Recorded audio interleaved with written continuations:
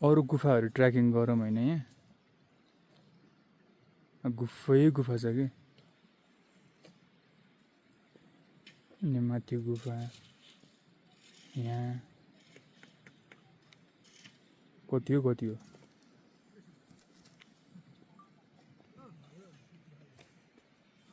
अब यहाँ जाने बाटो चाहिँ अब छैन अहिले अब यो भूकम्प त्यसपछि लाएर यो पानी यताउतिले सबै बाटोहरू बिगारेर चाहिँ जो झारेको हो कि माटोहरू चाहिँ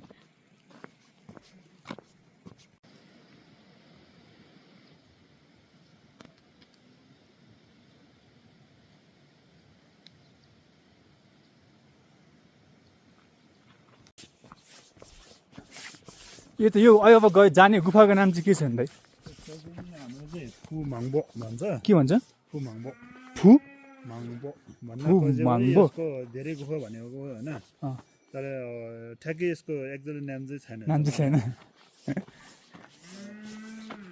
त्यहाँ त पुरै घोडाहरू छ त गाई पनि निस्केको अब अर्को गुफा यो चाहिँ हाम्रो दाइले भने जस्तै 3 तल्ला जतिको छ अरे कि यहाँ गयो भने त दिउँसै सपना देखाएको जस्तो हुन्छ अरे होइन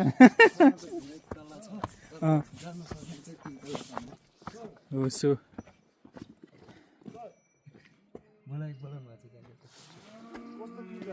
एकदम खतरा दाइ यो सपनै थियो जेताबाट आउने बेला जाने भन्ने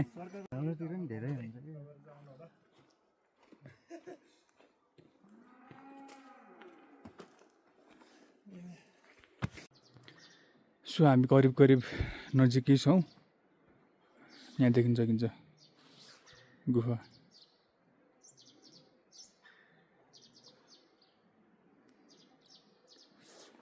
टाकमार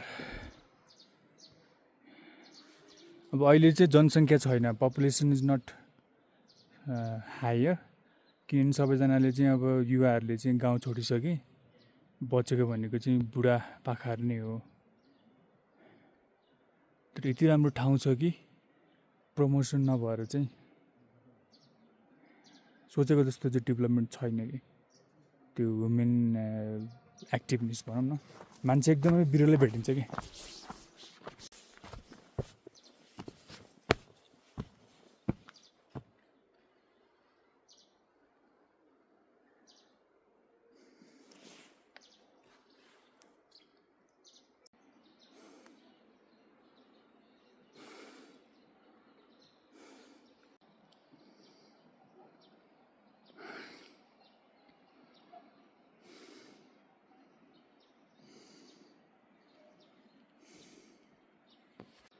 एउटा गुफा भत्केको होला तर हामी यहाँ देख्न सक्छौँ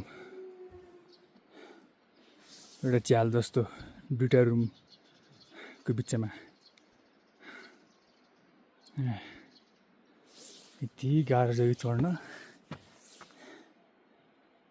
पुरानो गाउँहरू यहाँ पनि मान्छे छैन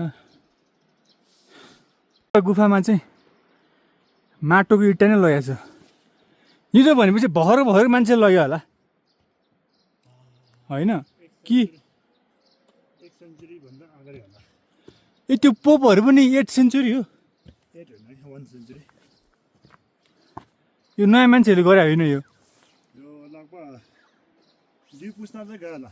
200 वर्ष किनभने यहाँ के गर्यो त त्यो पुस्ताले 200 वर्ष अगाडि लामाहरू ए गुफा बस्ने अनि खाना पानी सानी यहाँ गाउँले त्यो व्यवस्था गर्दो रहेछ अनि त्यो उहाँ नामको लागि गाउँले भएर नि रासन टिपे अनि रासन टिपेर चाहिँ हामीले गाउँले भएरै दिँदो रहेछ ए भनेपछि चाहिँ कस्तो राम्रो के संस्कृति गाउँको मान्छेले चाहिँ रासन पानीहरू सबै यहाँनिर चाहिँ माथि लामाहरूलाई पुर्याइदिने हजुर 200 वर्ष अगाडिसम्म हजुर 200 वर्ष भने 1 सेन्चुरी पनि लगभग यो 40-50 वर्ष अगाडि पनि थियो ए 50 वर्ष अगाडि पनि त्यस्तो चलन थियो माथि एउटा क्याब छ त्यसमा चाहिँ उहाँ लामा चाहिँ क्याब गुफा बस्थ्यो हजुर अनि फेरि यस्तो पनि हुँदो रहेछ सर प्रत्येक 1 गरदुरीबाट 1 टन गर्ने एक दिनमा एकजनाले चाहिँ पानी पुर्याउनु जाने कि प्रत्येक घरबाट चाहिँ एकजनाले एक दिन पानी पुर्याउनु जाने श्रमदान कि श्रमदान जस्तो हाम्रो पालामा श्रमदान पहिला पुर्खाहरूले जमानादेखि गर्ने चलन अहिले हामी यहाँ श्रमदान भनेर नयाँ परिभाषा दिन्छौँ यार। पुण्य भन्छ,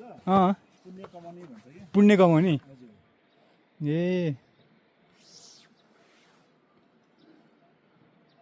त्यो हावा नलागोस् भनेर चाहिँ अनि त्यो पोप माटोको टालले चाहिँ बेरेको होला। हजुर।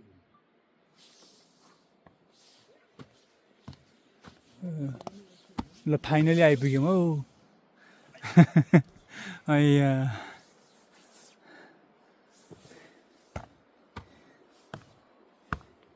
यो भर्याङहरू पनि यस्तो मजाले बनाएको छ होइन, बिना सिमेन्ट।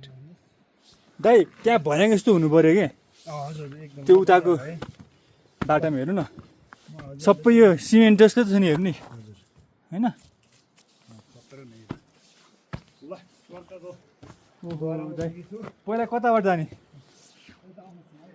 ओ सम्झने यताबाट अगाडि पहिला।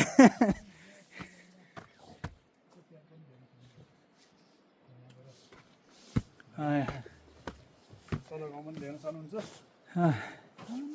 यसलाई चाहिँ छोटेन भन्छ होइन, छोड्दिनु हजुर। छोटेन।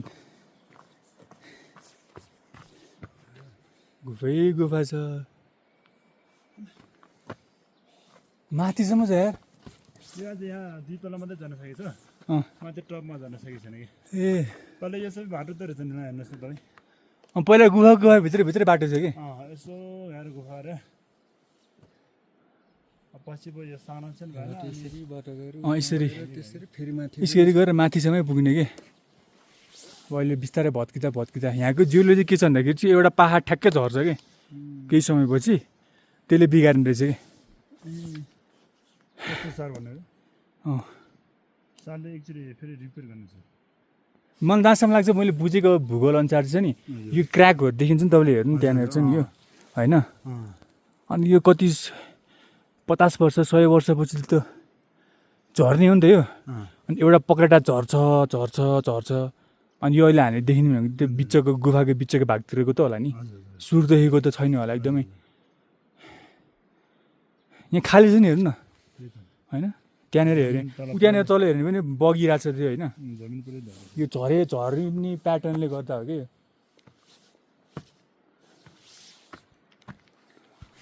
ल दाजु अब हामी कहाँबाट जाने भन्नु त, लाउनु त तपाईँले लिड गर्नु न। यहाँ जुत्ता चाहिँ ग्रिपवाला लाएर आउनुपर्छ हो होइन। अब यति सानो छ कि होइन।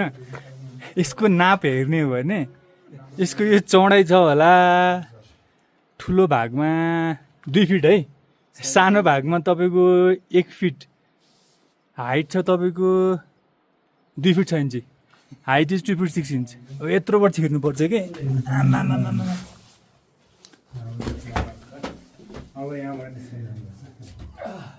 ओहो अब यहाँबाटै भर्याङ, यहाँबाट जानै मिल्दैन। सम्झन्छौ त ब्याग छिर्छ।